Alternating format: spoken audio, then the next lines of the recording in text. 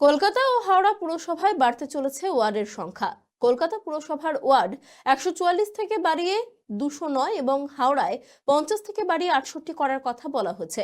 প্রশাসনিক সুবিধা ও নাগরিক পরিষেবা পৌঁছে দেওয়ার লক্ষ্যে সরকারের এই পদক্ষেপ হলেও সাধারণ মানুষের প্রশ্ন, ওয়ার্ড বাড়লে কি বাস্তবে মিলবে উন্নত পুর পরিষেবা, নাকি শুধুই খাতায় কলমে বদলাবে সীমানা? দেখুন। কলকাতা ও হাওড়া পুরসভায় বাড়তে চলেছে ওয়ার্ডের সংখ্যা। সীমানা পুনর্বিন্যাস বা ডিলিমিটেশনকে সামনে রেখে বুধবার রাজ্য বিধানসভায় পেশ হয়েছে দুটি সংশোধনী বিল।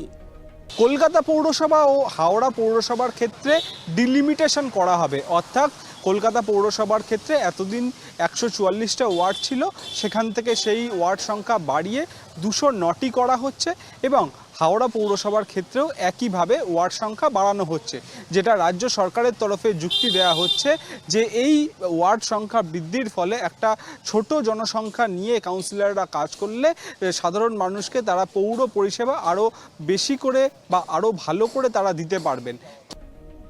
তবে এই সিদ্ধান্ত নিয়ে সাধারণ মানুষের মধ্যে তৈরি হয়েছে নানা প্রশ্ন।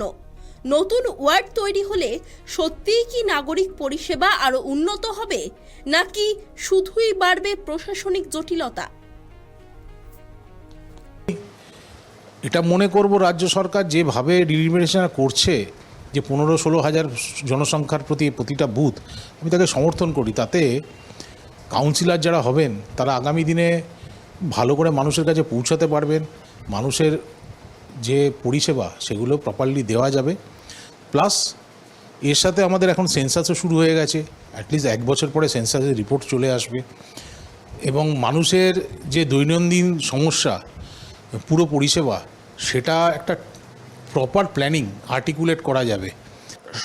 সরকার যখন তার নির্দিষ্ট করে কোনো সেবা দিতে চায়, সেখানে যদি একটা মানুষ থাকে এবং সেক্ষেত্রে যদি 1000 মানুষকে সঙ্গে নিয়ে কাজ করতে হয়, অসুবিধা হয়।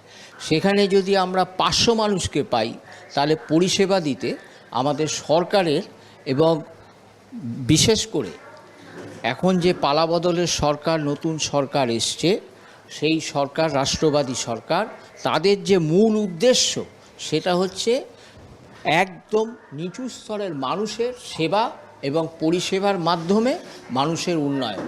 সেই উন্নয়নকে যদি আমরা সঠিক পথে নিয়ে যেতে চাই এবং সেই উন্নয়নকে যদি আমরা দিশা দেখাতে চাই, তবে এর প্রয়োজনীয়তাটা ভীষণভাবে প্রয়োজন এবং সেটা মানুষের উপকার হবে বলেই আমার ধারণা। কাউন্সিলররা যদি মুষ্টিমেয় কিছু একটা এলাকা নিয়ে কাজ করে, তারা যেমন আমাকে চিনবে, লোকজন চেনা যে না এটা ওয়ার্ডে, এই ওয়ার্ডের ছেলে।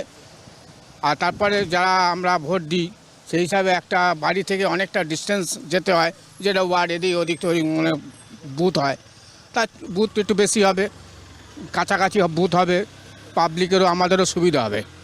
হ্যাঁ, মোটামুটি ধরুন পৌরসভার কাছে অ্যাম্বুলেন্সগুলো তাড়াতাড়ি পাওয়া যাবে, সুবিধাটা তাড়াতাড়ি হবে। দেখুন, সুবিধা এখন তখনও হয়নি, আর আজ হবে কি না বলা যাচ্ছে না এখন। তো এবার দেখার বিষয় যে কি হবে এখন, মানে সুবিধা অসুবিধার কথা না হলে বোঝা যাচ্ছে না, যে এখনও অসুবিধাই মানে চলছে, কোনো সুবিধার কোনো কারণ নেই। বিভিন্ন ডকুমেন্টস যদি চেঞ্জ করতে হয়, এখন আমার একার চেঞ্জ করতে হবে না, নিশ্চয় মা বাবা ভাই বোন সবারই চেঞ্জ করতে হবে, তা ক্ষেত্রে প্রচণ্ড অসুবিধা আছে।